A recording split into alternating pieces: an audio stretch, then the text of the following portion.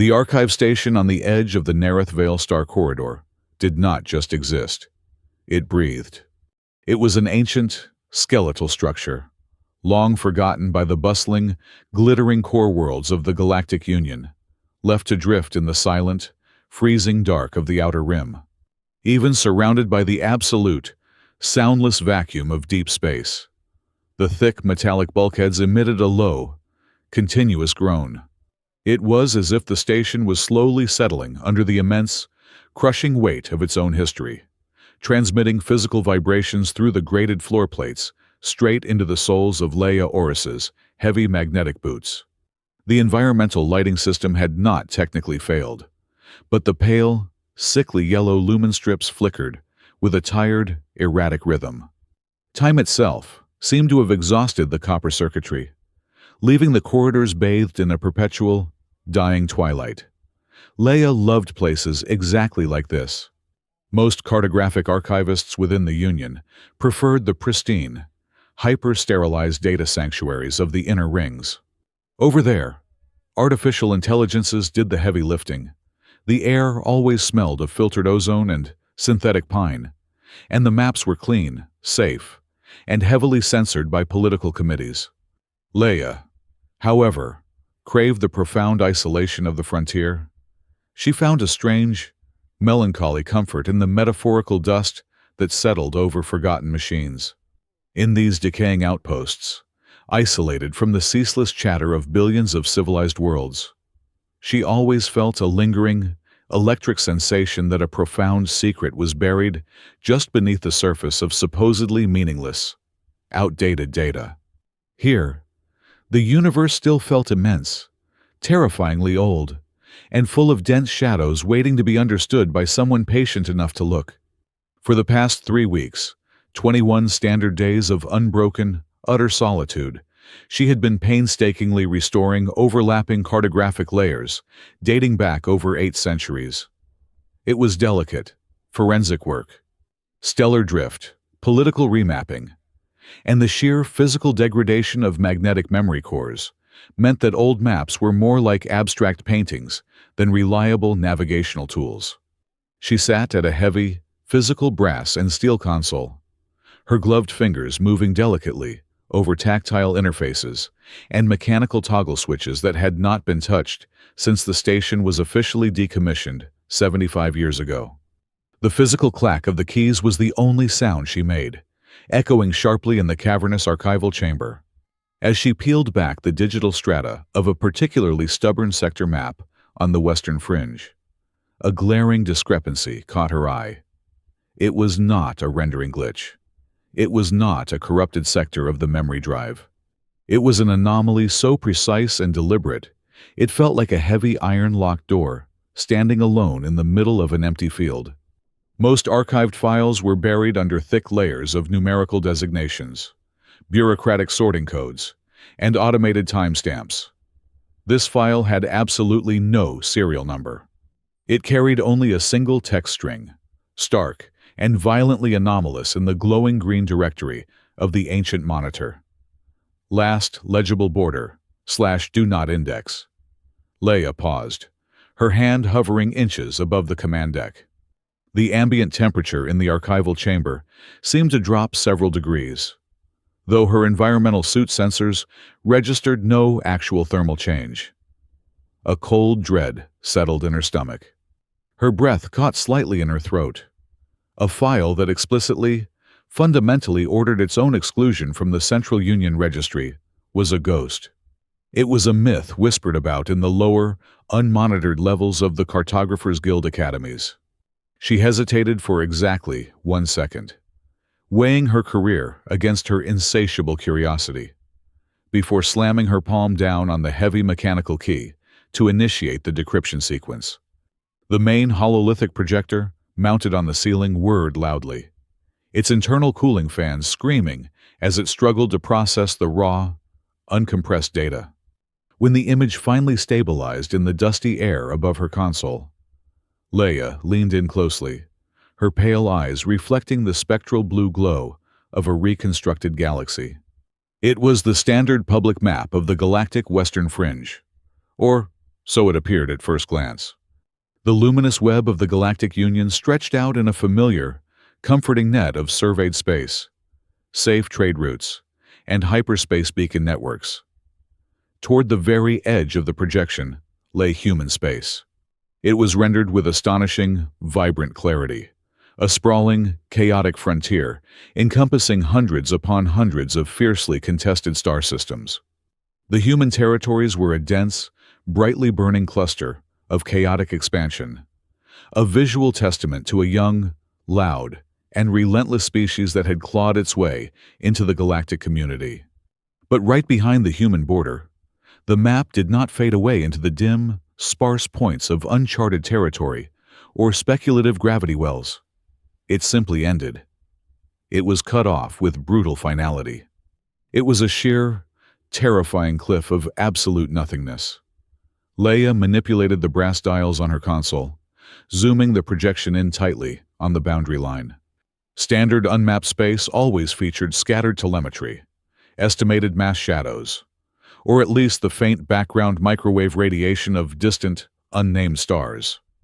This was entirely different. This was not a lack of knowledge or a failure of long-range sensors. This was a deliberate, weaponized blinding. It was an absolute void, a perfect, impenetrable black wall, drawn precisely and flawlessly along the trailing edge of the human expansion zone. Hovering just at the precipice of this synthetic darkness, rendered in an archaic, jagged warning syntax that bled red light into the room, was a single text block. Do not publish coordinates beyond the human line. Do not let the map learn you. The words chilled her blood down to the marrow. Do not let the map learn you. A map was a passive thing, a mathematical representation of reality. It did not learn. It did not observe. Yet, the warning carried the frantic, desperate weight of a survivor's final, terrified message broadcast into the dark.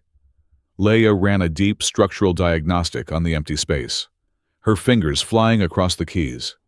Her breath hitched as the diagnostic confirmed her absolute worst fear. The region behind human space was not empty. The underlying file architecture showed massive, complex data structures that had been brutally, surgically excised from the record.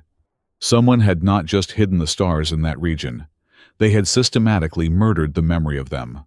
The sheer volume of missing foundational data suggested thousands of surveyed star systems, intricate trade routes, perhaps even the ruins of entire civilizations, wiped completely clean from the cartographic record with a precision that bordered on the psychotic. It was a galactic lobotomy. Her heart hammered a heavy, painful rhythmic beat against her ribs. Union protocol demanded she immediately seal the terminal, physically quarantine the station's core memory banks, and summon a guild High Inquisitor. Finding a classified void of this terrifying magnitude was a catastrophic, career-ending event if mishandled. Touching it was a crime. Stealing it was high treason against the Galactic Union. She reached into her utility belt and extracted a sleek, unauthorized personal memory crystal. Lheya knew exactly what she was doing. She was actively crossing a professional and legal threshold from which there was absolutely no return. But the mystery was far too vast, the screaming silence of the excised stars too deafening to ignore. She forcefully slotted the cold crystal into the ancient, rusted data port. The transfer protocol was agonizingly slow, the ancient hardware groaning and clicking under the immense strain of moving forbidden knowledge. She only dared to copy a small fragment, just enough of the boundary metadata and the terrifying warning text to prove to herself that she had not hallucinated the whole thing. The copy completed with a soft, analog chime that sounded far too loud in the dead station. She pulled the crystal out, its crystalline surface now feverishly warm to the touch, and slipped it deep into a concealed, shielded pocket inside her suit. Taking a deep, shuddering breath to steady her visibly shaking hands, she moved to close the master file and wipe her access logs. As the visual interface began to collapse, folding the giant blue projection back into a single, dying point of light, Lheya noticed a brief, violent flash of text in the system's underlying code stream. The metadata of the file was updating. She froze, every muscle in her body locking up. That was fundamentally impossible. It was a read-only archive, physically severed from any external communication network, locked in a state of digital suspended animation for 8 centuries. Dead files did not update themselves. She frantically pulled up the file properties one last time, her eyes wide with mounting terror. Below the original creation date, below the terrifying title, a brand new string of data had inscribed itself deeply into the ancient code. Observer attached. Lheya Oris.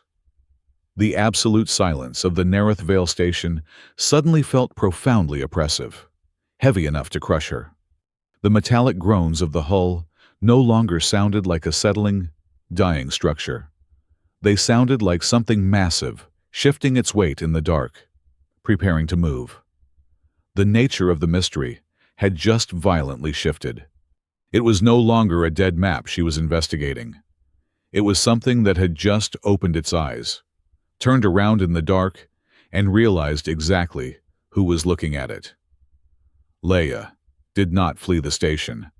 Instead, she chose to remain entirely submerged in the crushing isolation of the Nareth Veil archive for another 4 days, subsisting solely on cold, tasteless nutrient rations and sleeping only in brief, exhausted increments of 2 or 3 hours at a time.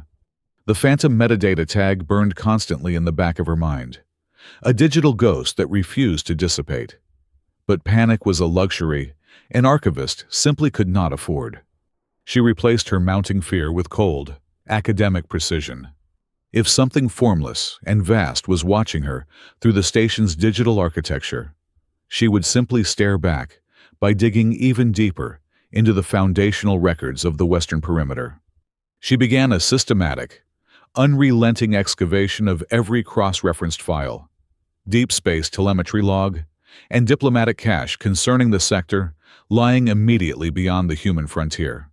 What she found during her long hours at the brass console was not merely missing data, but a masterpiece of deliberate, institutionalized censorship.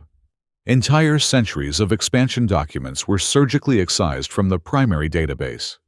Pages were cleanly cut from digital freight manifests. Source codes were scrubbed down to their absolute base elements. There was no messy corruption, no accidental digital rot. It was a perfect, terrifyingly pristine void, maintained over generations with a discipline that bordered on religious fanaticism. To understand the origin of this anomaly, she first pulled up the primary first contact logs between the Galactic Union and the human species. The ancient records painted a highly surprising picture. In those early decades, the Union command did not view the newcomers as a profound military threat. Humanity was described in the diplomatic summaries as a young, exceptionally loud, highly creative, and rapidly expanding race. They were incredibly chaotic, prone to endless internal friction, and their technology was crude compared to the elegant designs of the ancient core worlds. They were certainly not a species that possessed the raw, overwhelming power necessary to terrify an entire galaxy into silent compliance. The true anomaly, the genuine source of the fear, lay hidden securely in the expeditionary records of the Cartographers Guild itself. Lheya meticulously compiled the flight logs of over 40 different deep space survey vessels that had attempted to officially chart the space lying past the human settlements during the 3rd century of their integration. Every single one of those elite expeditions had met with catastrophic, fatal failure. The accidents themselves were wildly diverse and seemingly unconnected. One vessel suffered a total life support collapse while in perfectly stable orbit. Another flew directly into the heart of a highly unstable pulsar, despite their sensors functioning flawlessly. A third simply tore itself apart during a routine faster-than-light transit. Yet, as Lheya ran a complex comparative diagnostic on the post-incident medical and engineering reports, a singular, blood-chilling commonality emerged from the noise. The navigators of these doomed ships had not failed because of mechanical errors or sudden spatial anomalies. They had died precisely because of the coordinates they had successfully obtained. The data itself was the vector of their destruction. The moment a navigator definitively plotted a viable, physical course into the unknown region and saved it to the active memory banks, the fatal accidents followed with absolute, mathematical certainty. This horrifying correlation led her directly to a classified, ancient mandate buried deep in the foundational legal strata of the Guild. It was formally titled Cartographic Silence 9. The directive was absolute, inflexible, and carried no expiration date. It legally forced all civilian, military, and commercial star maps to terminate abruptly at the trailing edge of human space. Furthermore, it mandated the immediate, irreversible deletion of any stellar bodies, gravity wells, or navigational landmarks situated even a fraction of a light-year beyond that designated line. The galaxy had not simply forgotten the western stars. It had legally bound itself, under penalty of treason, to pretend they had never existed in the first place. Digging through the highly fragmented personal logs of the senior architects who originally drafted the directive, Lheya uncovered a digitized image of a physical piece of paper. It was a short, handwritten note from an ancient, high-ranking surveyor, penned with a visibly trembling hand. The black ink was faded, but the words were perfectly, terribly legible. The humans do not demand more territory. They only request fewer eyes. That single sentence echoed loudly in the dead silence of the archive. It contradicted every established principle of interstellar politics. Expanding empires always demanded land, rare resources, and strategic hyperspace choke points. They never demanded ignorance. She found another fragment shortly after, this one heavily redacted, salvaged from a closed-door diplomatic summit held nearly 500 years ago. An anonymous Union ambassador had recorded a desperate, deeply confused observation regarding the human border treaties. Their border is not a territorial border. It is a procedural border. Lheya leaned back heavily against the hard brass of her chair, rubbing her aching eyes with the heels of her hands. A procedural border. The implication of that phrase was entirely staggering. The line drawn on the universal map was not a physical fence built to keep the Union out of human space. It was a strict set of operational rules designed to manage how one interacted with reality itself. She turned back to the main console and initiated a massive macro analysis of the public galactic maps, layering them chronologically from the very first contact era up to the present day. She set the playback speed to show 1 decade passing per second. As the centuries spooled forward rapidly on the massive hololithic projector above her, the human territory blossomed outward, a chaotic, vibrant stain of brilliant light pushing relentlessly into the dark. But Lheya was no longer watching the light. She was completely fixated on the darkness. The perfect, geometric void, created by Cartographic Silence 9, did not remain static. It actively shifted. As humanity claimed new star systems and expanded their colonial borders outward, the black curtain moved precisely in tandem with them.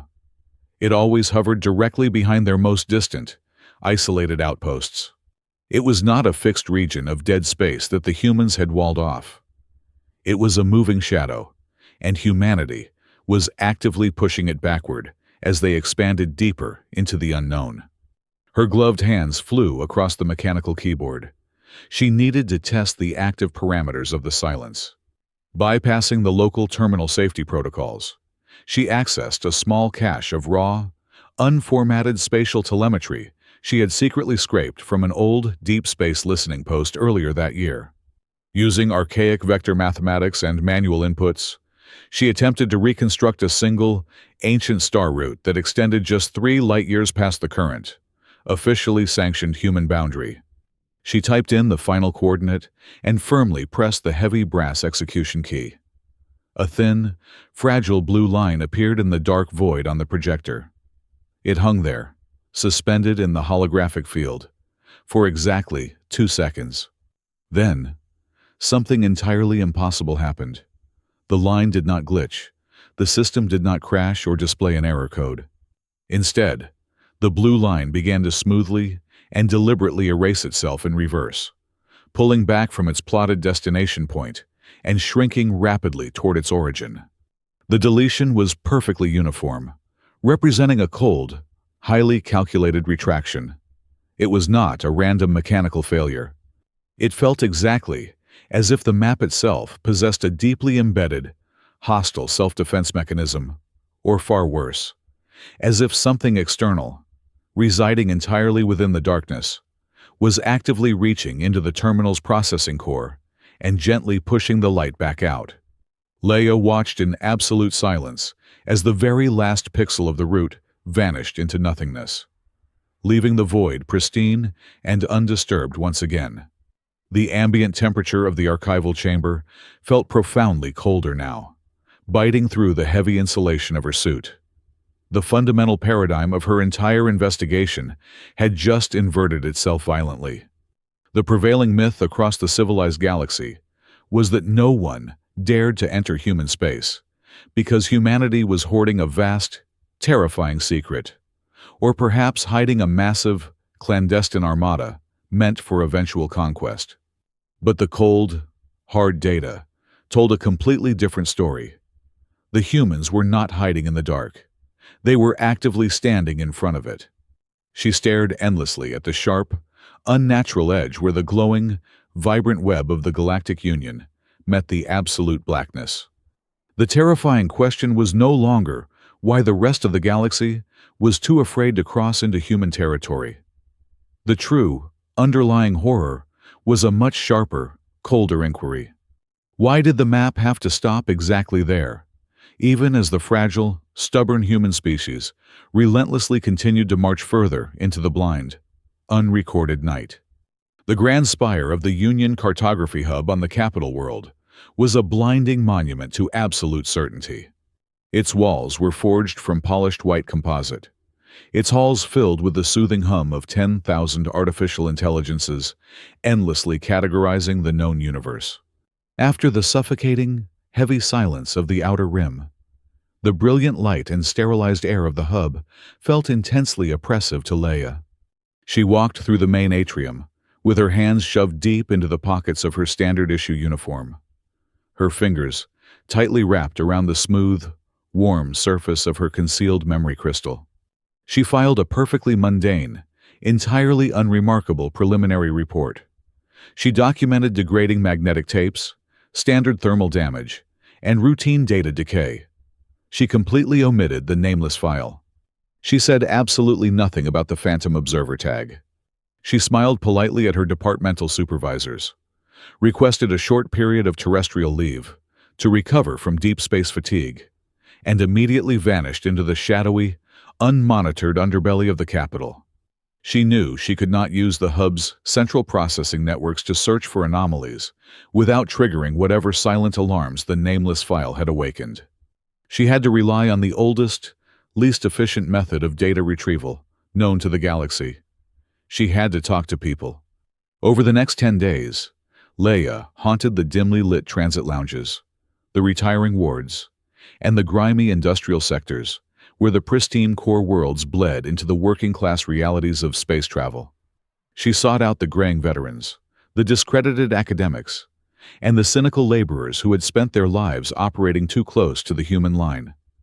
A low, persistent vibration of paranoia hummed beneath her skin.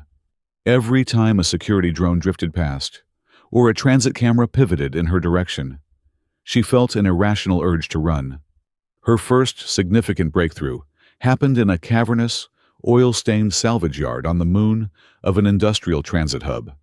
She bought a synthesized ale for a retired salvage engineer named Kalen, a heavy-set man with cybernetic augmentations that hummed loudly as he drank. When she casually steered the conversation toward derelict vessels recovered from the western fringe, his jovial demeanor vanished instantly. He leaned across the sticky metal table, dropping his voice to a harsh whisper.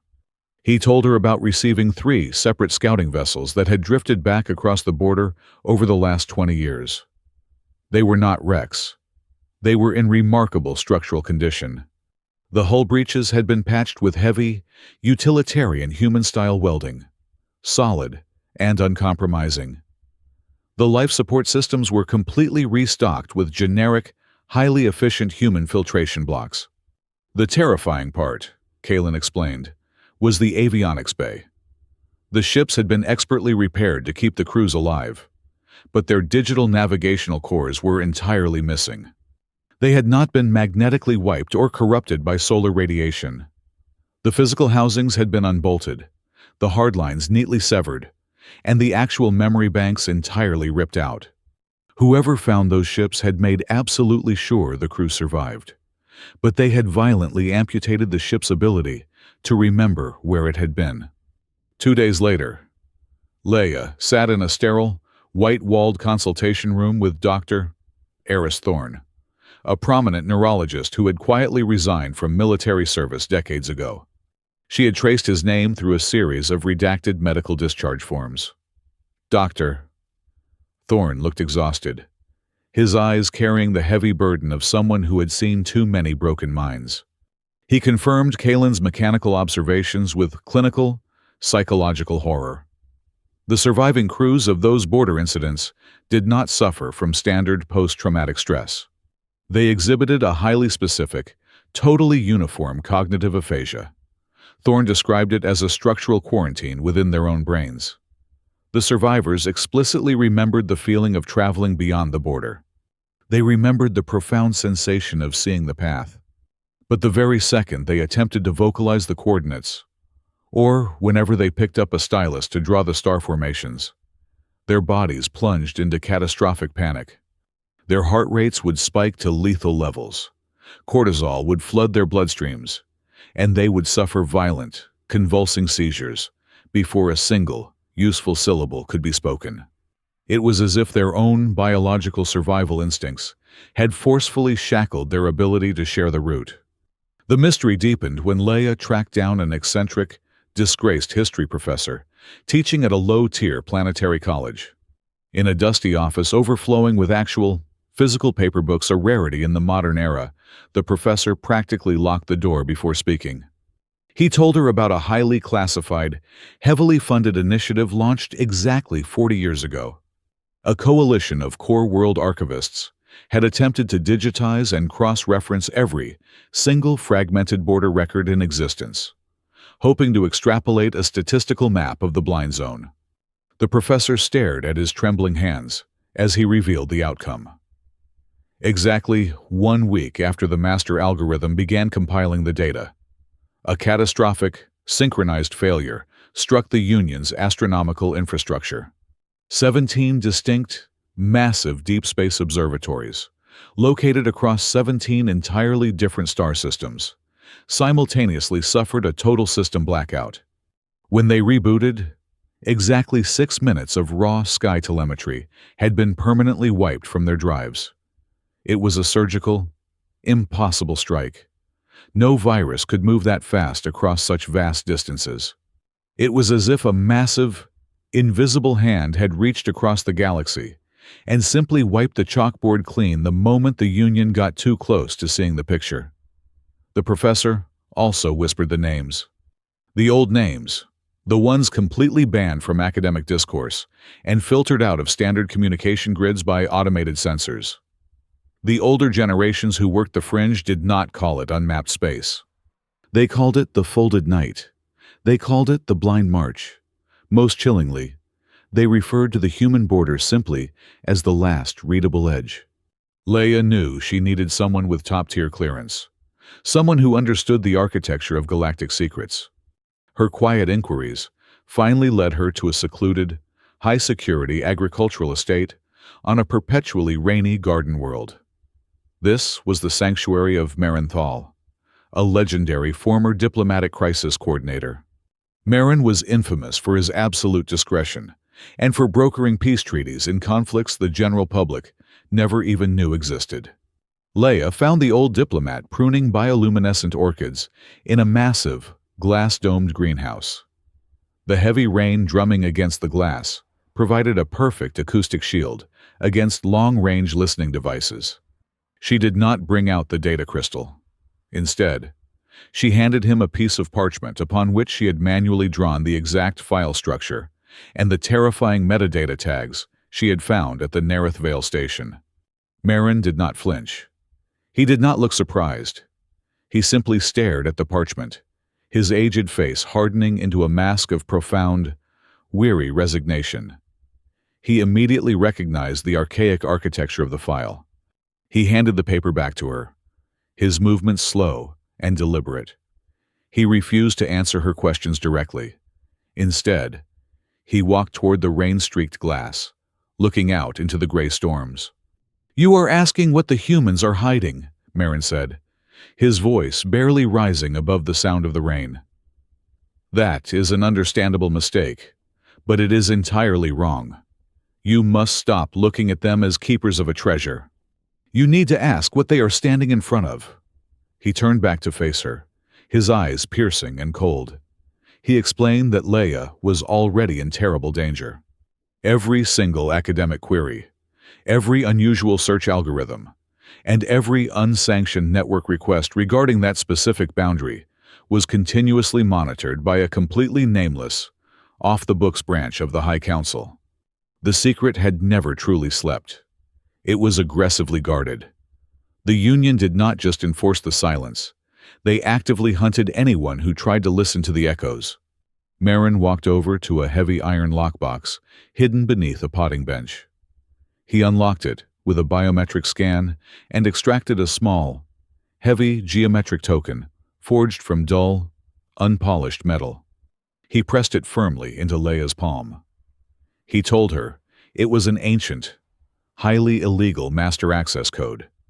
It belonged to a decommissioned, physically locked relay route that bypassed all Central Union monitoring protocols. It pointed straight toward the edge. "If you truly want to know," Merrin whispered, his tone carrying the weight of a final warning, "if you cannot let this go, do not look in the archives. Go to the place where people used to turn back." Lheya left the rainy estate with the heavy metal token, burning a cold hole in her pocket. The investigation was over. The academic phase had ended. The only thing left to do was to travel to the end of the map and look directly into the folded night herself. The heavy metal token Merenthal had pressed into Lheya's palm was not merely an access key. It was a localized, self-contained decryption engine. Locked inside a secure, lead-lined cabin aboard a mid-tier transit shuttle jumping between the core worlds. Lheya interfaced the token with her private terminal. The decryption took exactly 14 hours of agonizing, silent processing. When the progress bar finally vanished, it unspooled a dense, chaotic archive of raw, unedited incident reports that violently contradicted the Union's sterilized historical narrative. Merrin's data allowed Lheya to meticulously reconstruct 3 distinct, monumental events that had been entirely scrubbed from the official academic curriculum. Each incident represented a different facet of galactic arrogance, military, commercial, and ideological, and each ended in exactly the same chilling, inexplicable manner. The first heavily redacted file detailed a massive, multi-species military coalition forged nearly 400 years ago. Officially, history textbooks claimed this grand armada was assembled to conduct a routine show of force along the eastern spirals. In reality, the archive proved the fleet had been explicitly ordered to breach the human perimeter and map the so-called dead zone by sheer, overwhelming force. They bypassed the human sentry pickets by utilizing experimental, deep space folding technology, jumping far beyond the recognized border. They returned exactly 42 days later. They brought back absolutely no conquered territories, no salvaged human technology, and no declarations of interstellar war. Instead, they returned in a state of absolute, abject disarray. The official casualty reports listed 0 hostile engagements, yet exactly 1/3 of the highly trained navigation personnel had been permanently relieved of duty. The unredacted medical transcripts revealed a highly specific, terrifying cognitive collapse. The affected officers had completely lost the ability to process spatial geometry. When presented with standard star charts, they violently rejected them, screaming that the projected routes were fundamentally incorrect. They claimed to see phantom trajectories, insisting that the empty space between the stars was filled with infinitely complex, profoundly wrong paths that desperately wanted to be traveled. They were quietly institutionalized, and the Grand Fleet was hastily disbanded under a shroud of extreme bureaucratic secrecy.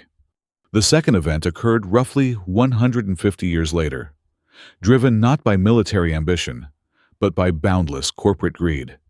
A colossal data conglomerate, seeking to establish an absolute monopoly on ultra-long-range transit routing, decided the Western Void was simply an untapped market hiding behind human superstition.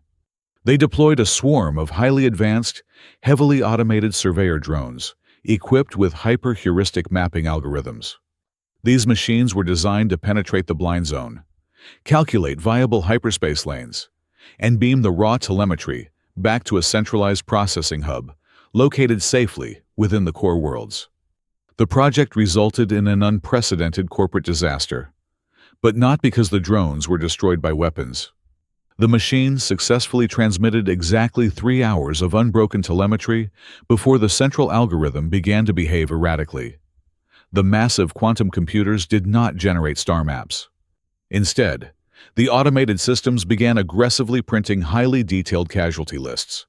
The algorithms spit out the exact names, identification numbers, and precise causes of death for thousands of Union citizens. The most horrifying aspect was that none of these disasters had actually occurred yet. The system predicted hull breaches, reactor overloads, and biological contamination events, pinpointing the exact ship compartments and the exact timestamps of future tragedies. The conglomerate's board of directors panicked, physically severing the data uplinks with thermite charges and permanently burying the project under mountains of ironclad non-disclosure agreements. They realized their machines had not mapped a physical territory. They had mapped a highly hostile probability matrix that weaponized their own data against them. The third historical fracture involved ideological fanaticism. Exactly 90 years ago, a massive flotilla of religious extremists, seeking what their prophecies called the primordial light of the unwritten universe, decided to launch a grand pilgrimage straight across the human line. They broadcasted their holy intentions on all open frequencies, completely ignoring the frantic, automated warnings radiating from the border beacons. Lheya read the salvaged communication logs with a mounting sense of dread. The pilgrims did not find enlightenment. They found something that caused their high priests to broadcast a desperate, incoherent plea for immediate mass termination. However, before the Union could even debate a rescue operation, the human frontier fleets intervened. They did not attack the trespassers. They executed a brutally efficient, overwhelmingly massive recovery operation. Human heavy lifters physically clamped onto the pilgrim vessels and dragged them forcefully backward across the border. The true revelation, the common thread that tied all three events together, was the profound lack of human retaliation. In every single instance, the human government never demanded financial compensation. They never requested political concessions, nor did they demand tribute from the embarrassed Union councils. They simply performed a terrifyingly thorough sweep of the trespassing ships, completely confiscating all navigation banks, sensor logs, and memory cores. They returned the crews physically intact whenever possible, entirely stripped of their digital memories, and then silently retreated back to their side of the line. Lheya sat back, the sterile glow of the terminal illuminating her pale face. The prevailing galactic myth that human space was terrifying because humanity was a fiercely aggressive, conquering power, hoarding vast resources was nothing but a highly convenient, cowardly fiction. It was a comfortable lie constructed to mask a reality the ancient, established powers found impossible to swallow. Marin had appended a short, personal audio log to the end of the data cache. His voice was raspy and deeply tired. He explained that the core worlds could not stomach the profound humiliation. The oldest, most technologically advanced empires in the galaxy simply refused to admit that the youngest, most chaotic species had been the very first to act with absolute, unwavering responsibility in the face of the unknown. The major powers did not know the exact nature of the horror lurking in the dark. They only saw the psychological devastation it inflicted upon those who looked. So, they collectively agreed to build a myth. They painted the humans as aggressive, territorial isolationists, willingly using that fabricated fear to enforce the quarantine, because admitting the truth meant acknowledging that humanity was standing guard over the rest of the civilized universe. Lheya finally understood the shape of the puzzle. Even if the core remained shrouded in shadow, she could not simply read about it anymore. She had to see the architecture of the quarantine herself. Using her high-level guild clearance, she drafted a highly restricted requisition form. She officially requested permission to reopen a decommissioned, low-priority relay route that skirted the very edge of the Cindergate sector, a region resting directly against the human boundary. She masked the request under the guise of an automated, routine telemetry calibration exercise, expecting the bureaucratic gears to grind for at least 3 or 4 weeks before inevitably issuing a standard denial. She transmitted the heavily encrypted request to the cartography hub's central routing intelligence. Exactly 12 seconds later, her terminal chimed softly. Lheya stared at the screen, a sudden, icy chill cascading violently down her spine. The authorization code glowed a bright, undeniable green. The request had not been routed through the standard review boards. It had been intercepted and unilaterally approved by an entirely blank, highly classified executive override. The system had not just permitted her to go to the edge, it had eagerly swung the door wide open. It felt profoundly, terrifyingly wrong, as if an unseen entity deeply embedded within the Union's highest operational architecture had been sitting quietly in the dark, patiently waiting for her to finally ask. Cindergate was less of a diplomatic hub and more of a heavily fortified toll booth, hanging precariously on the precipice of the unknown. Lheya arrived with a highly specialized technical team, consisting of exactly 5 members. They carried heavily shielded data cores and a direct guild mandate to pry open a dormant survey corridor that had been legally sealed for nearly 1 century. The station itself was an exercise in brutalist architecture, spinning slowly in the pale, anemic light of a dying red dwarf star. Before Lheya could even unpack her equipment or authorize the primary power surge to the external observation decks, the station's proximity alarms sounded a dull, rhythmic warning. An unregistered vessel had just breached the perimeter. It did not transmit a Union clearance code. It simply materialized out of the local subspace currents and clamped onto docking bay number 4 with a heavy, metallic thud that reverberated aggressively through the entire station hull. Lheya hurried to the hangar observation deck, expecting to see a heavily armored dreadnought or a sleek, stealth-coated espionage craft deployed by a secretive human intelligence agency. Instead, sitting firmly on the docking ring was a bulky, aggressively ugly human vessel. It looked exactly like an amalgamation of different commercial cargo haulers, welded together out of sheer spite for aerodynamic aesthetics. The outer airlock cycled open, and Commander Bryn Calder stepped out. There was absolutely no grand diplomatic procession. Bryn was a human woman of average height, her dark hair tied back in a messy, practical knot. She wore a faded canvas work jacket over a gray jumpsuit that was stained with dark streaks of hydrocoolant at the shoulders and knees. In her right hand, she casually held a slightly dented steel thermos. She looked exactly as if she had just stepped away from a lathe in a subterranean machine shop, rather than having crossed interstellar space to forcefully intercept a top-tier Union expedition. The station master, a tall and rigid avian species wrapped in heavily embroidered ceremonial robes, began to recite the standard, highly formal greeting protocols of the Galactic Union. Bryn took a slow, Deliberate sip from her thermos. Swallowed, and completely ignored him. She walked directly past the security detail and looked straight at Lheya. Her eyes were sharp, deeply tired, and carried absolutely zero pretense. "I need every copy of the Nareth Veil coordinates you pulled," Bryn said. Her voice was flat and calm, entirely devoid of malice, but leaving absolutely no room for negotiation or debate. The physical memory crystals, the cache logs, the terminal echo ghosts, everything. "Hand them over right now." The station master squawked in high-pitched indignation, puffing his ornamental feathers. "Commander Calder, this is a highly irregular breach of protocol. You are operating entirely outside your legal jurisdiction." "We detected a dormant cartographic layer waking up," Bryn interrupted, screwing the cap back onto her thermos with a sharp, metallic twist. "You pinged a dead zone. That means you knocked on a door that we have spent a very long time keeping shut. If that map layer fully reactivates, it means something on the other side is starting to hear you. We absolutely do not have time to file paperwork today." The station council immediately descended into a chaotic spiral of bureaucratic outrage and sheer disbelief.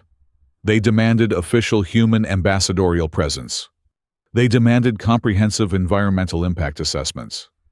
While they argued in circular logic near the hangar entrance, a secondary alarm klaxon suddenly blared from the lower cargo decks.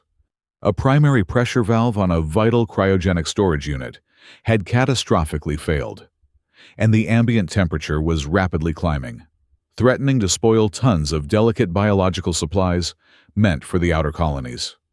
The station engineers scrambled frantically, shouting confusing technical readouts at one another while trying to reboot the central mainframe.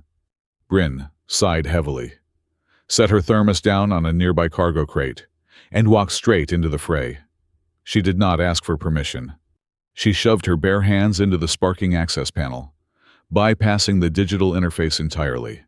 She grabbed a heavy iron wrench from a stunned avian technician, braced her heavy boots against the bulkhead, and manually cranked the stubborn analog release valve that the Union automated safety systems had completely failed to recognize. Within exactly 4 minutes, the violent hissing stopped, and the temperature gauges stabilized back into the safe green zone. She wiped her grease-stained hands on her jacket, retrieved her thermos, and looked calmly at the utterly baffled station council.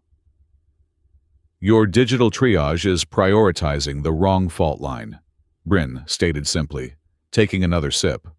"Now, where exactly can we sit down and talk about the map without 50 people screaming about protocol?" They did not go to the velvet-lined ceremonial chambers. Bryn explicitly requested a maintenance break room, located deep on the engineering deck. It smelled strongly of ozone, hot copper, and cheap synthetic coffee. Lheya sat across a scratched metal table from the human commander, acutely aware of the illegal memory, crystal burning a hole in her uniform pocket. "You humans are totally impossible to categorize," Lheya said softly, leaning forward over the table. "The core worlds think you are hoarding a massive empire in the dark. They think you are conquerors waiting for the right moment to strike." Bryn offered a short, entirely humorless laugh. She ran a calloused finger over a deep groove cut into the metal table. "Conquerors need flags and grand speeches. We just need heavy-duty duct tape and an incredibly long attention span. Look around this station. Archivist. Your people build beautiful monuments to what you know. We build ugly barricades against what we do not." Bryn looked up, her gaze locking intensely onto Lheya. "Truth lives better near tools than symbols. We learned that the extremely hard way." Lheya felt the rigid defensive walls she had carefully built around her academic detachment beginning to crumble completely. She needed the core truth, stripped of all the terrifying historical anecdotes and guild censorship. "What exactly is on the other side of your space, Commander?" Lheya asked, her voice tight with raw anticipation. "What are you guarding us from?" Bryn did not flinch. She did not deflect the question with cryptic, bureaucratic non-answers. "It is not an empire," she replied quietly, her tone deadpan. "It is not a hostile armada waiting to invade your shining cities. It is a place. But it is a place best traveled by promise, not by map." Lheya frowned, her analytical mind struggling deeply to process the abstract concept. What does that actually mean? Space is space. It has mass. It has gravity. It can be measured. It can be quantified. "Not there," Bryn countered, her voice dropping to a grim, dangerous whisper. "If you measure it, you solidify it. If you draw the road, you give whatever is out there a solid, physical path to walk back on. That is why the coordinates are lethal. You are not just observing a territory over there. You are actively building a bridge simply by looking." Before Lheya could fully grasp the horrifying quantum physics of Bryn's explanation, the heavy blast door to the maintenance room slid open violently. A junior sensor operator burst in, his face ghostly pale and his breathing ragged. He frantically reported a massive anomaly registering on the long-range passive arrays. A signal was currently broadcasting, but it was not coming from the Union interior. It was transmitting backward. It was echoing directly out of the absolute black void, originating from deep behind the human blind line. Lheya sprinted to the primary sensor console in the main command center, Bryn keeping pace right beside her. Lheya forcefully pushed the operator aside and rapidly pulled up the raw incoming data stream. Her blood turned to ice in her veins. It was a standard Union autonomous surveyor drone, but that was entirely impossible. The Cartographers Guild had not authorized a drone flight into that specific sector in over 4 decades. Lheya initiated a deep signature analysis, her hands trembling so violently she could barely hit the mechanical keys. The decrypting program flashed aggressively across the primary screen, matching the drone's ping against all known historical operational registries. A definitive match was found. The telemetry signature of the rogue drone broadcasting from the void was an exact, perfect algorithmic duplicate of the forbidden coordinate fragment Lheya had secretly copied onto her crystal back at the Nareth Veil archive. The air in the command center felt instantly suffocating. This was no longer a theoretical debate about cartographic ethics or long-dead history. It was an active, immediate survival crisis. The abstract secret she had recklessly chased out of pure intellectual curiosity had just manifested as a physical threat plunging toward them. Lheya looked slowly over at Bryn, a crushing weight of guilt and sheer terror settling heavily over her shoulders.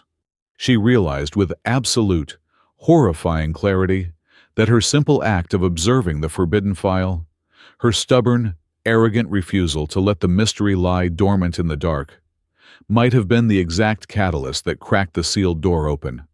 The universe had not just felt her looking. It had taken her stolen map, built a ghost ship out of pure data, and was now flying it back across the void to find her. The moment the rogue drone signal pierced the primary communication arrays, Cinder Gate stopped functioning as a logical, 3-dimensional physical space. It did not experience a standard mechanical failure or a catastrophic power surge. Instead, the fundamental geometry of the station began to warp with a sick, quiet elasticity. A senior life support technician, attempting to walk from the central mess hall to Hydroponics Bay 4, stepped out of a straight, brightly lit corridor and found himself instantly tumbling into the zero-gravity vacuum chamber of the secondary airlock, the heavy inner blast doors sealing behind him with a terrifying thud. The station's highly advanced, synchronized atomic clocks drifted violently out of phase. The time display in the main hangar deck registered precisely 2 hours past the standard cycle, while the digital chronometer in the adjacent security office violently ticked backward, reading exactly 7 minutes into the past. The external optical sensors fed nightmare logic to the observation monitors. They no longer displayed the dying red dwarf star that anchored the sector. Instead, the screens showed completely alien constellations, featuring impossible, geometric alignments of burning violet stars that absolutely did not exist in any Union cartographic database. Down in the secure data labs, the Union analysts completely ignored the spatial distortions, stubbornly trusting their automated protocols. They fed Lheya's fragmented coordinate data into the main predictive processors, desperately attempting to triangulate the exact location of the rogue drone. Every single time the quantum core attempted to calculate the missing variables of the route, the map did not crash. It actively grew. Spidery, glowing lines of new, unauthorized telemetry spontaneously generated across the holographic displays. It was not algorithmic interpolation. It was a digital infection. The data was actively writing its own source code, pulling raw topological information from a source completely outside the local network architecture. The map was aggressively trying to finish itself, reaching out like a living nervous system. Bryn Calder watched the sprawling, glowing lines for exactly 40 seconds before she moved. She lunged across the room and slammed her heavy fist onto the primary emergency kill switch, physically severing the main power junction to the entire sensory array. The digital hololithic projectors died instantly with a sharp crack of static. The massive room plunged into the sickly yellow glow of analog emergency battery lights. Bryn turned to the stunned station council and issued a terrifyingly absolute, non-negotiable order. Every single digital navigation network, every predictive algorithm, every automated routing system, and every digital communication relay was to be physically unplugged immediately. She demanded paper ledgers. She demanded liquid ink pens, magnetic compasses, and spring-wound mechanical timepieces. The high-ranking Union officials stared at her in absolute, paralyzed shock. She was demanding they regress to an operational state predating their digital era by thousands of years, abandoning the very foundation of their advanced civilization. The absolute necessity of Bryn's brutal analog shift was proven a mere 5 minutes later. A junior data archivist, terrified by the sudden blackout, secretly attempted to run a backup algorithmic trace on an unauthorized, handheld digital datapad. He simply ceased to exist on the internal analog security feeds. He vanished from a crowded, dimly lit hallway between one frame of the camera and the next. Exactly 14 seconds later, he reappeared inside a hermetically sealed, heavy water storage tank on the lowest, flooded engineering deck. The heavy iron tank had been padlocked from the outside for 6 solid months. When the rescue teams finally cut through the metal and dragged his shivering, hyperventilating body out, he sobbed uncontrollably, tearing at his uniform. He swore, over and over, in a broken voice, that he had not teleported. He claimed he had simply followed a glowing blue line on his screen, walked through a doorway that the map explicitly told him was there, and found himself wandering down a sprawling, impossible avenue of a city built entirely from perfectly smooth obsidian. He said he walked beneath a sky completely empty of stars for what felt like 3 days, before stumbling backward into the freezing water. Lheya stood in the dim, chaotic command center, watching the Union personnel frantically unspooling physical copper wire and unrolling ancient, dusty blueprints of the station across the dead consoles. A cold, horrific realization crystallized perfectly in her mind. Every single structural anomaly, every spatial distortion, and every impossible physical shift spiked dramatically the exact moment someone tried to apply mathematical certainty to the stolen route. The map was not just a passive representation of territory. The clearer they described the path, the tighter the entity on the other side clung to their reality. Certainty was the actual weapon being used against them. Bryn stood by the dead primary console, calmly assembling a crude, manual sextant out of scavenged spare parts and cracked lenses. Lheya marched up to her, her fists clenched tight, completely abandoning her diplomatic composure, and demanded the actual truth. Bryn did not stop her frantic, precise mechanical work, but she finally admitted a horrifying fraction of the reality. Beyond the human frontier existed a massive region governed by rules the Union physics engines were utterly incapable of comprehending. In that dark space, a route that was observed clearly enough, mapped accurately enough, and mathematically proven, ceased to be abstract data. It became a tangible, two-way physical bridge. If a navigator drew the road with enough conviction, the road physically materialized in the vacuum, allowing whatever lived in the dark to simply walk across it. This, Bryn explained in a low, grim whisper that barely carried over the noise of the panicked station, was exactly why humanity maintained their terrifying border. They called it the Blind Line. It was an impossibly massive, highly coordinated, and brutally enforced system of deliberate navigational ignorance. Human crews existed in a perpetual state of calculated blindness, constantly erasing their own digital tracks, to prevent the rest of the arrogant, curious galaxy from ever publishing a complete, stable path into the dark. They forced the maps to stop so the universe would stop building open doors for the nightmare to use. Lheya pressed harder, her voice sharp with desperation. She needed to know the fundamental origin of the region, the true face of the entity or phenomenon waiting in that impossible obsidian city. Bryn abruptly refused. The human commander's jaw set into a hard, unforgiving line. She aggressively tightened a screw on the makeshift sextant. She insisted that Lheya only needed to know the mechanical steps required to close the current, bleeding breach. Knowing too much historical context without possessing the ironclad, grueling psychological discipline of a border guard would only accelerate the local infection. The void hunted through academic curiosity just as effectively as it hunted through predictive algorithms. A surge of hot, rebellious anger flared deep in Lheya's chest. For her entire life, she had believed in the absolute sanctity of total, unhindered information. She had dedicated her career to bringing light to the dark corners of the archive. She utterly refused to blindly destroy her copied data crystal without fully understanding the massive, terrifying lie the entire Galactic Union was being forced to live. If forced ignorance was the only shield humanity had, she wanted to know exactly how sharp the sword swinging behind it truly was. She stepped squarely into Bryn's path, forcing the human to stop working and look her in the eyes.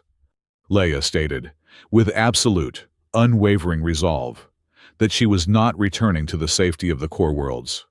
She was officially volunteering to board the aggressively ugly, completely analog human vessel docked in Bay 4.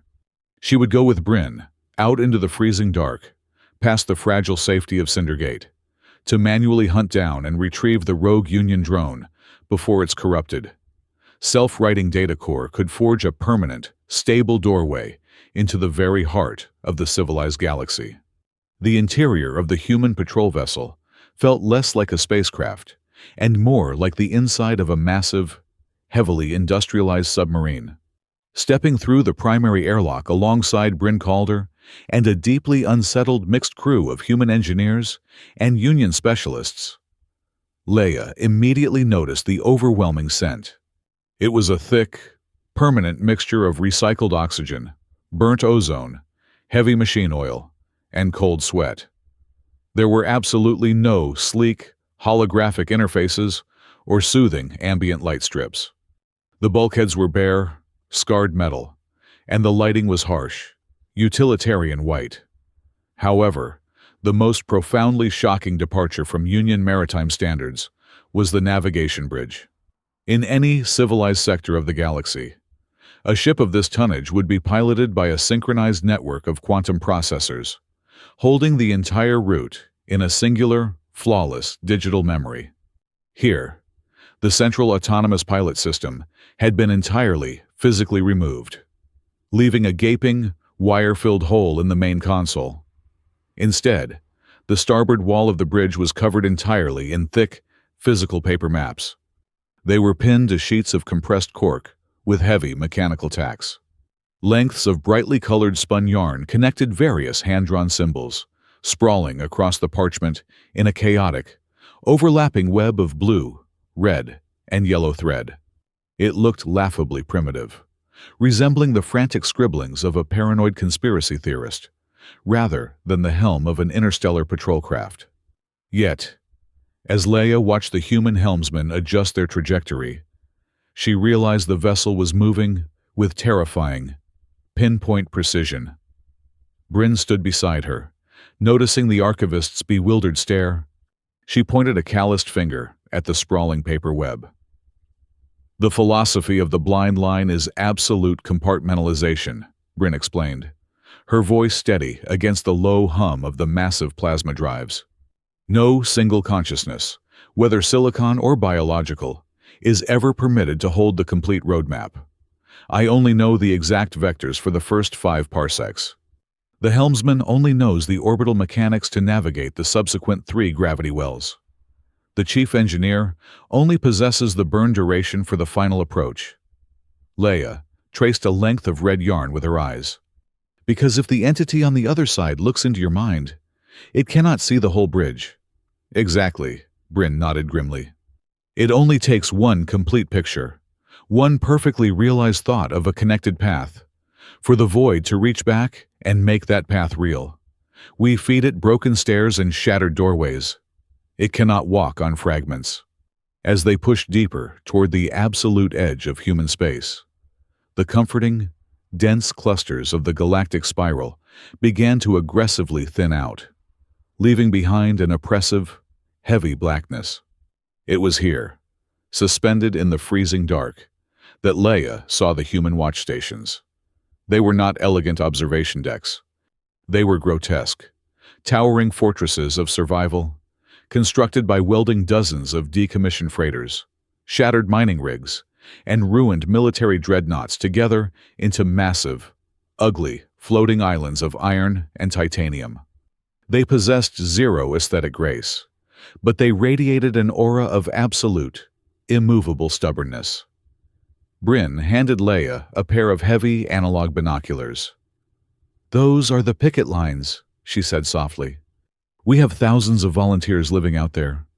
They stay for tours lasting 3, sometimes 5 or even 10 solid years, living in the dark." "What are they doing out there?" Lheya asked, her voice hushed by the sheer scale of the rusted monoliths. "They are running the negative beacons," Bryn replied. "Standard Union beacons shout into the dark to say exactly where they are. Our beacons scream controlled static. They broadcast a highly calibrated absence of information. They constantly scramble the local cartography, ensuring the space behind them remains a turbulent, unreadable fog. They are actively holding the curtain shut, later in the cycle, as the ship maintained its quiet, tense vigil. Lheya wandered into a narrow secondary cargo hold. There, meticulously arranged on hundreds of welded steel shelves, were thousands of small, transparent, secure containers. Lheya approached slowly, her breath catching in her throat. Inside the boxes were completely alien artifacts. She saw a scorched Union navigation badge, a shattered crystalline memory drive from an Eastern Spiral trading guild, a piece of ornate ceremonial armor worn by the avian diplomats, and countless handwritten journals in hundreds of different galactic dialects. Bryn stepped quietly into the room behind her. "We keep them," the human commander said, her voice laced with heavy sorrow. "Every non-human crew that wandered too far off the edge, every explorer who ignored the warnings, every corporate surveyor who tried to steal a shortcut. If we find their ships drifting in the blind zone, we pull them back. If they are dead, we log their belongings. We clean their badges. We archive their names." Lheya turned around, tears pricking the corners of her eyes. "Why the Union legally erased them. Your people gain absolutely nothing by keeping this." "Because one day," Bryn answered fiercely, her eyes burning with an intense, quiet light, "we hope the door will finally be permanently welded shut. And when it is safe to turn the lights back on, we are going to carry every single one of these people back to their home stars so their families can bury them. We do not let the dark keep the names." The heavy weight of the galactic lie finally shattered completely within Lheya's mind. For centuries, The entire Union had whispered terrifying rumors about the human species.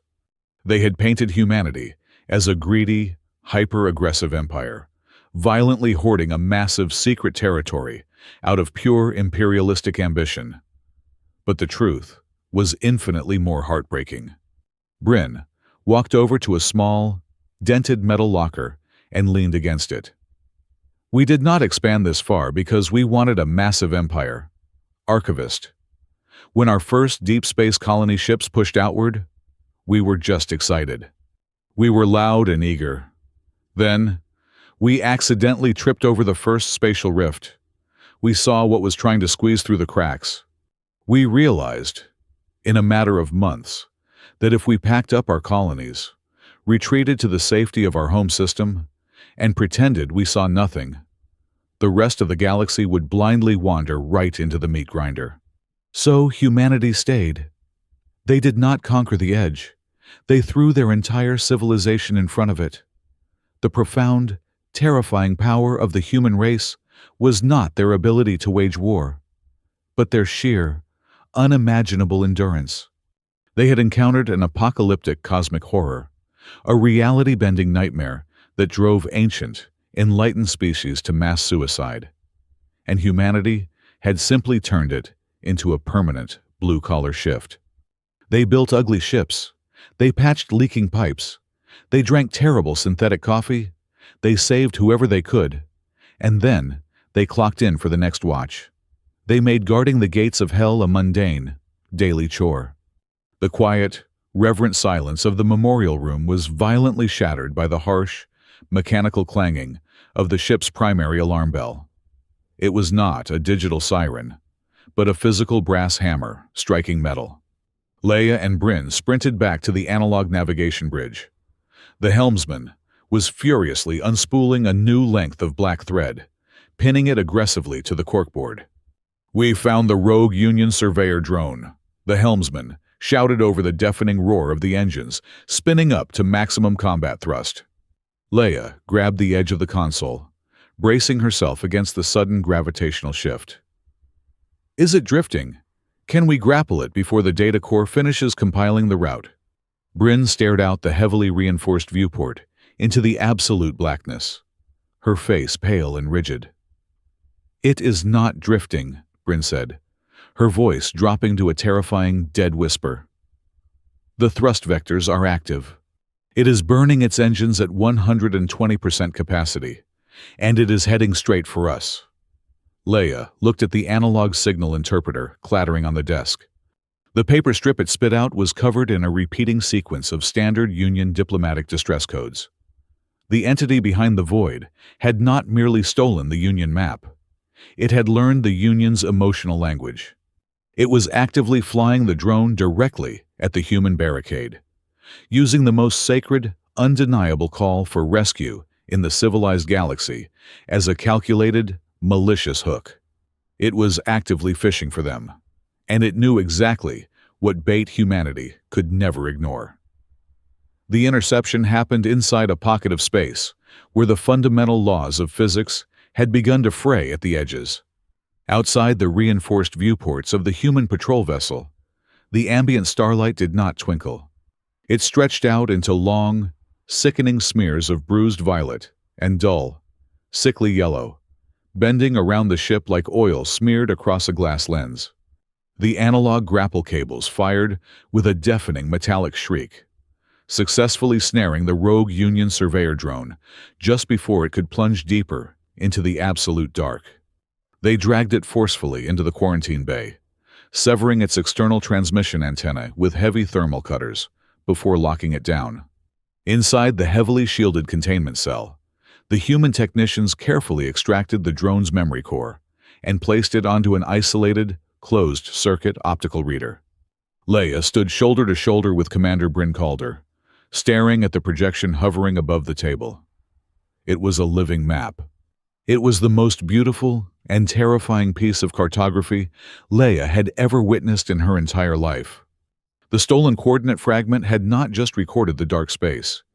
It had actively germinated inside the drone's processor. The glowing lines of the route were not static. As Lheya focused her eyes on a specific terminal point, the line violently shuddered and instantly branched into 3 new pathways, reaching further into the holographic void. The more she looked, the more the map elaborated upon itself, building a sprawling, infinitely complex nervous system of navigational data. It was desperately trying to become a complete picture, feeding directly off their observation. Bryn slammed a heavy iron plate over the optical lens, brutally severing the projection. The room plunged back into the harsh, utilitarian glare of the overhead bulbs. "It is not an empire," Bryn said, her voice completely devoid of emotion, echoing coldly against the steel bulkheads. "It is not a hostile alien armada waiting to invade. It is an ancient, highly predatory spatial phenomenon. We call it the quiet lattice." Lheya stared at the iron plate, her mind struggling to encompass the sheer scale of the nightmare. A phenomenon that builds roads. A layer of reality where the simple act of knowing the path physically manifests the bridge. Bryn corrected sharply. "The quiet lattice is a topological parasite. It cannot reach into our universe on its own. It requires an anchor. It requires a mind, or a machine, to clearly conceptualize a route from our side to its side.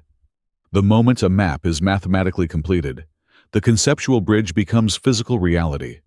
It does not attack us with warships. The invasion is the knowledge itself. Knowing the way is the invitation." One of the Union officials who had accompanied Lheya, an older, highly decorated logistical supervisor, stepped forward. His face was flushed with a mixture of profound shock and sudden, self-righteous indignation. "We have to transmit this immediately," the official demanded, pointing a trembling finger at the sealed core. "We must send a tight beam analog pulse back to the galactic hub. Do you humans not understand what this means for centuries? You have been treated as warmongers. You have been isolated, feared, and heavily sanctioned by the core worlds. If we broadcast this empirical proof, it will completely vindicate your entire species. The Union will finally understand." Before the official could take another step toward the communications relay, Bryn drew a heavy, kinetic sidearm from her hip and slammed it violently onto the metal console. The heavy thud silenced the room instantly. "If you broadcast the shape of the lock," Bryn hissed, her eyes burning with pure, unadulterated fury, "you are broadcasting the exact shape of the key. You send that data packet, and 1 trillion civilized minds across the Union will simultaneously see the bridge. The lattice will not just open a door here on the frontier. It will tear the entire galaxy wide open from the inside out. There will be absolutely no vindication, because there will be no one left alive to apologize." Lheya felt a sudden, violently hot surge of anger rising in her own chest, eclipsing her fear. She looked at Bryn, finally understanding the sheer, suffocating arrogance of the human endeavor. "You decided for us," Lheya said, her voice trembling with raw, moral outrage. "Your species unilaterally decided to hoard the truth. You looked at the entire Galactic Union, with all of our history, our philosophy, and our collective wisdom, and you judged us entirely too weak to handle reality. You chose a safe, engineered ignorance over a dangerous truth. That is not just a quarantine, Commander. That is a breathtaking level of collective paternalism. You forced the entire universe to live a lie without ever giving us a choice." Bryn did not shout back. She looked at Lheya with a profound, crushing exhaustion that made her appear decades older. "A choice requires the ability to survive the consequences. The galaxy is intensely curious. Archivist. Curiosity is a fatal disease when you live next door to a meat grinder." They did not speak again until the patrol vessel docked at a secondary auxiliary watch station to securely incinerate the corrupted drone core. The station was a hollowed-out asteroid, spinning silently in the dark, tethered to the main blind line grid by thick physical cables. While the engineers worked, Lheya wandered into the station's meager mess hall. Sitting alone at a scratched metal table, was an elderly human man. His skin was the color of old, dry parchment, and his hands trembled slightly as he held a steaming mug of synthetic tea. He wore a faded patch indicating he had served on the Blind Line for 26 consecutive years. Lheya sat across from him. The old man did not seem surprised by the presence of a Union archivist. He simply gestured with a trembling hand toward the far wall of the room.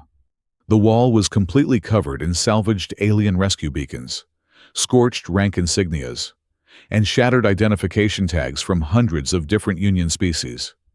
It was a massive, silent mosaic of the dead. "You look angry, young one," the old man rasped, his voice sounding like dry leaves crushing together. "You think we are hiding something wonderful from you. You think we are hoarding the stars. I think you are hiding the truth," Lheya replied bitterly. The old man smiled, a sad, broken expression. He pointed a crooked finger back at the wall of dead alien insignias. "We do not guard a border, archivist. We guard a temptation. The dark sings a very beautiful song to people who love maps. We just stand here and try to sing louder." He stood up slowly and led her down a narrow, freezing corridor to a locked archival vault. Unlike the Union hubs, this archive did not hold maps. It held ledgers, heavy, physical books bound in synthetic leather. The old man opened the first book. Lheya looked down and felt the breath completely leave her lungs. It was a casualty list. It was a meticulous, handwritten record of every human volunteer who had died maintaining the negative beacons, repairing the analog ships, and pulling curious Union vessels back from the edge. She turned page after page. There were hundreds of names, then thousands. She realized with a sickening drop in her stomach that the numbers extended into the tens of thousands over the centuries. A massive, silent ocean of human blood had been spilled in the dark, and absolutely no one in the bright, shining core worlds of the Union even knew these people had existed. The profound moral weight of the human silence finally crushed her anger. This was not a secret kept to maintain political power. It was a colossal, generational sacrifice. Humanity was willingly acting as the cosmic sponge, soaking up the lethal consequences of the galaxy's natural curiosity, burying their own children in the dark so the Union could safely continue to map the bright, harmless stars. Lheya backed away from the ledger, her hands covering her mouth. But before she could formulate a single word of apology, the station's heavy analog warning bell began to ring frantically. Bryn Calder sprinted down the hallway, her boots slamming hard against the metal grating. Her face was entirely drained of color. She held a strip of punched paper torn directly from the secure long-range receiver. "We have a catastrophic breach," Bryn gasped, handing the paper to Lheya. "It is not out here." Lheya read the translation scrawled in hasty pencil across the bottom of the punch tape. A radical, extremist faction operating deep within the high tiers of the Union Cartographers Guild had bypassed the Nareth Veil quarantine. They had successfully stolen the original, foundational data of the nameless file Lheya had first uncovered, believing humanity was lying to protect a massive trade route. This faction had commandeered the Ver Halo, one of the largest, most powerful deep space observatories, located right in the middle of the civilized core worlds. They were using the observatory's massive quantum arrays to forcefully triangulate the dead zone, completely bypassing the human physical barricades. They were attempting to draw the full, complete map. The sheer horror of the situation locked Lheya's muscles. The entity, the quiet lattice, no longer needed to slowly creep through the frontier edge. The civilized galaxy was actively, deliberately opening the main door right inside its own living room. A radical, highly militarized sect operating deep within the upper echelons of the Cartographers Guild had orchestrated the ultimate, catastrophic heist. Driven by centuries of engineered political resentment and backed by virtually unlimited corporate funding, these extremists firmly believed the human quarantine was nothing more than a colossal, elaborate bluff. They were entirely convinced that humanity had vastly exaggerated a minor spatial hazard in order to monopolize unimaginably lucrative hyperspace lanes and exotic resource fields. Armed with the foundational ghost data stolen from the Nareth Veil vaults, the reconstructed algorithms salvaged from the drone core, and a profound, suicidal arrogance, they seized complete control of Halo. Halo was not a simple orbital telescope. It was the absolute pinnacle of galactic observation technology, a colossal, deep space interferometry array consisting of a ring of quantum mirrors spanning 2,000 kilometers across.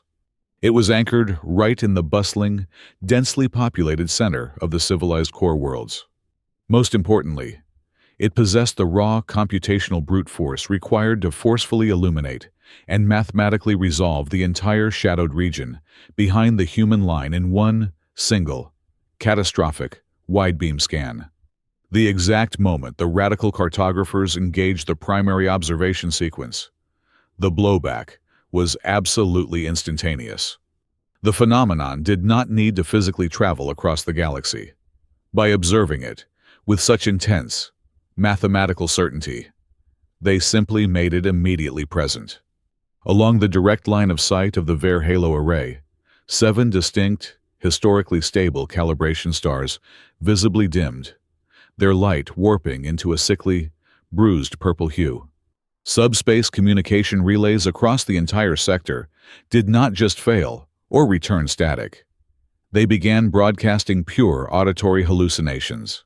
On the observation decks of Halo itself, technicians and security personnel dropped to their knees, weeping uncontrollably and tearing at their audio earpieces. They reported hearing strings of navigational coordinates whispered directly into their auditory cortexes. The numbers and vectors were so mathematically perfect, so profoundly, hypnotically beautiful, that the urge to manually punch them into a flight computer became a physical, agonizing hunger that burned in their veins. Across the Galactic Union, the interstellar media networks erupted into sheer, unadulterated panic. Billions of citizens watched live feeds of the spatial distortions rippling across their local skies.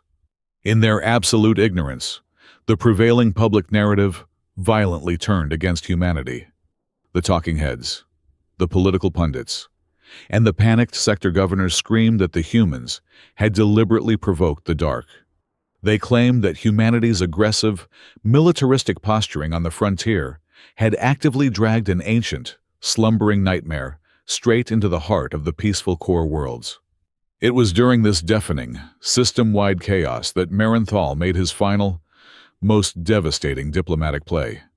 The retired crisis coordinator, sitting alone in his rain-slicked greenhouse, cashed in every single favor he had ever earned, blackmailed every corrupt official he knew, and burned his entire legendary political legacy to the ground in a matter of 20 minutes. He bypassed the emergency union censorship algorithms and dumped the raw, unredacted historical files of the 3 great failures directly onto the public civilian nets. He did not attempt to calm the public. He actively weaponized their panic. The sudden, brutal revelation of the ancient military collapse, the corporate massacre, and the pilgrim slaughter terrified the local authorities so profoundly that they instantly ordered the mandatory evacuation of 300 densely populated civilian transit corridors surrounding Halo. That singular act of political suicide bought the incoming human patrol vessel a tiny, agonizingly narrow window of exactly 4 hours to reach the array before the collateral damage reached into the billions. Commander Bryn Calder pushed her ugly, analog patrol ship so far past its structural tolerances that the heavy iron hull plating literally screamed against the vacuum of space. They could not simply fire a long-range kinetic kill vehicle to shatter the Halo array. Doing so would instantly vaporize the central habitation ring, murdering over 9,000 civilian researchers, maintenance workers, and their families who were physically trapped inside by the radical faction. They had absolutely no choice but to dock physically. They had to board the station on foot, fight their way to the command spire, and sever the quantum link from the inside before the map finished rendering.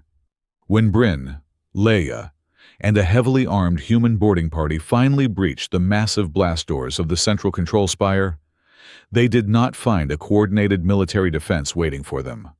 They found absolute, terrifying madness. The radical cartographers were actively fighting among themselves.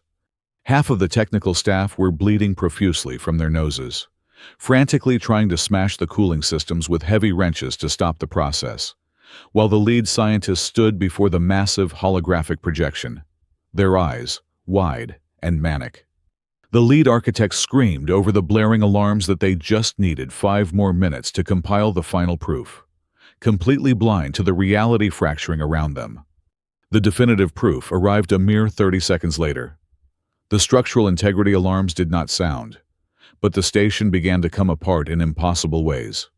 Lheya watched in absolute, paralyzing horror as the heavy blast doors at the far northern end of the command center suddenly slid open to reveal the freezing, airless vacuum of deep space, while the digital schematics absolutely insisted that door led to the brightly lit secondary cafeteria. A junior researcher sprinted toward the southern emergency stairwell to escape the gunfire, only to violently slam face first into a perfectly smooth, featureless wall of dark, porous stone that had absolutely no right to exist aboard a metallic space station.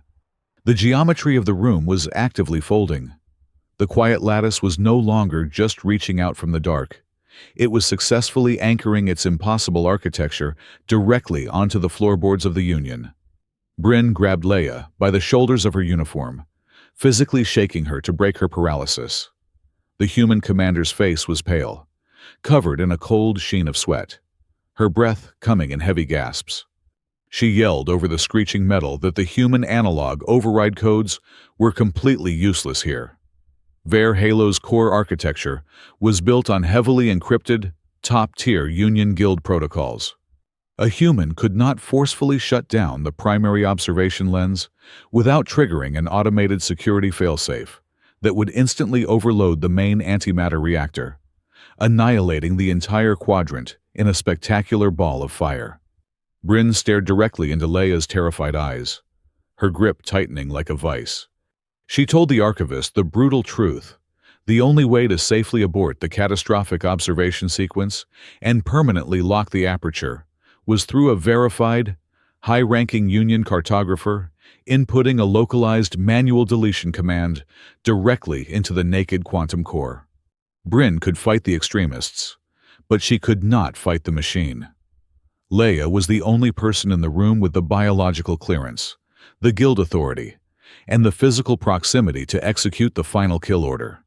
Lheya stumbled forward toward the primary command dais, her lungs burning, the artificial gravity plating beneath her boots fluctuating wildly between absolute zero and double standard weight. She pushed past a sobbing radical scientist and slammed her hands down onto the central terminal. As her fingers hovered over the authorization keys, she looked up through the massive, reinforced plasteel observation dome dominating the ceiling.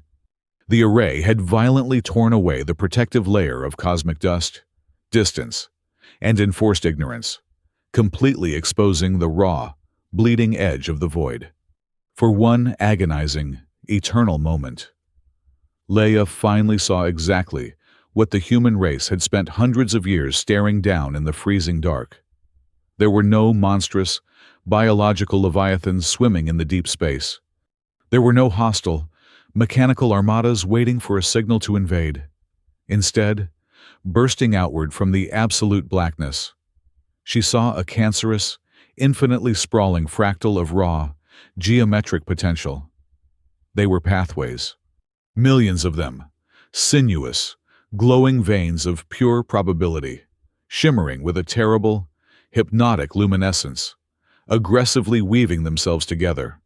They were desperately trying to crystallize into solid, undeniable reality, feeding on the mathematical certainty of the Ver Halo computers.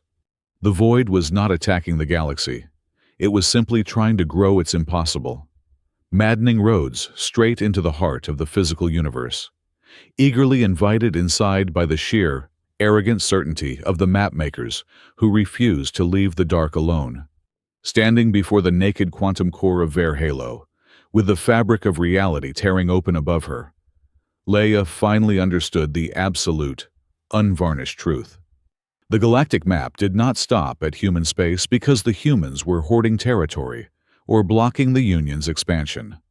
The map stopped because, beyond that specific boundary, the very act of cartography was the weapon that opened the gates. Many centuries ago, the highest echelons of the Galactic Union had discovered this horrifying metaphysical law. Their immediate, collective reaction was absolute panic. The ancient, enlightened superpowers of the core worlds wanted to completely abandon the Outer Rim, sealing it off and leaving thousands of star systems to die in the dark just to create a massive, sterile buffer zone. They were cowards.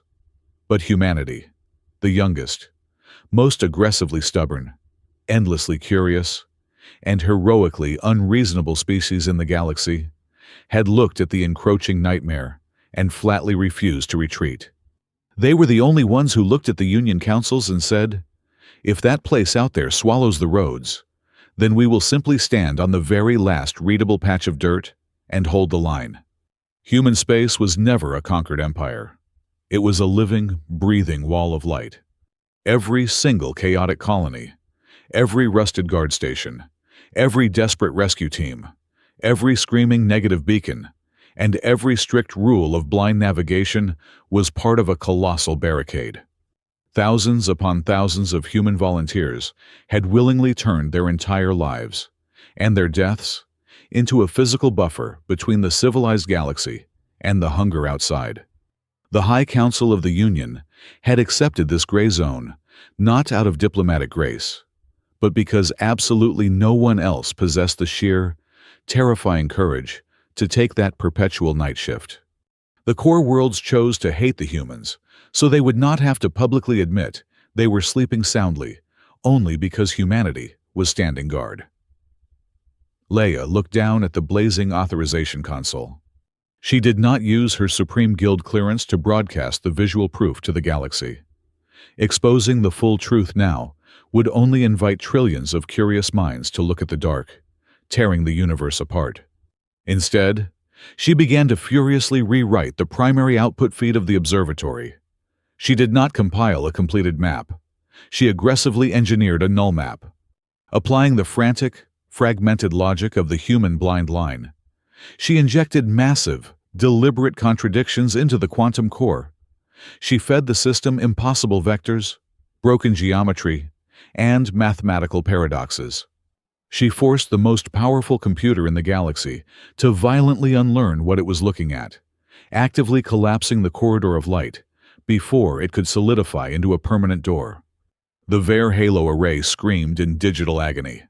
The massive cooling towers flashed brilliant crimson, and the physical structure of the station violently twisted as the contradictory physics tore at its bulkheads. As the highly advanced Union automation completely failed under the paradoxical load, Bryn Calder and her human boarding party took absolute physical control. It was a breathtaking explosion of human grit. While the Union scientists cowered in terror, the humans bypassed the burning digital locks with heavy crowbars.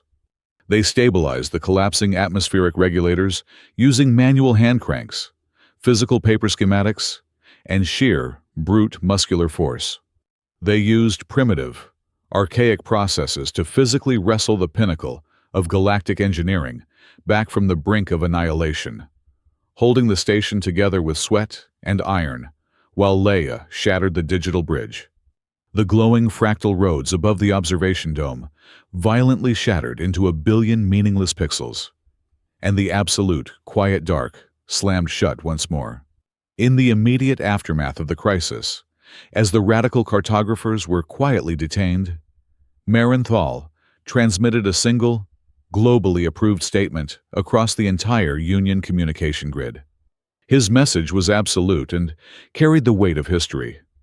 Human space is the final region of the galaxy that can be mapped completely, according to their own strict safety designs. Do not ever request further coordinates unless you are fully prepared to go out there and stand guard with them. But Lheya Oris refused to return to the old, suffocating silence. She returned to the Cartographers Guild and officially published a brand new map of the Western Fringe. She tore away the censored, featureless gray smudge that had historically represented human territory. For the first time, human space was rendered in brilliant, blazing detail. It was a chaotic, beautiful, fully legal network of thousands of thriving star systems. But right behind it, the map stopped perfectly. It left an absolute void, marked with a stark, unyielding warning, and below that warning, a permanent, glowing memorial dedication to the nameless human men and women who died maintaining the blind line. It was a priceless, paradigm-shifting revelation.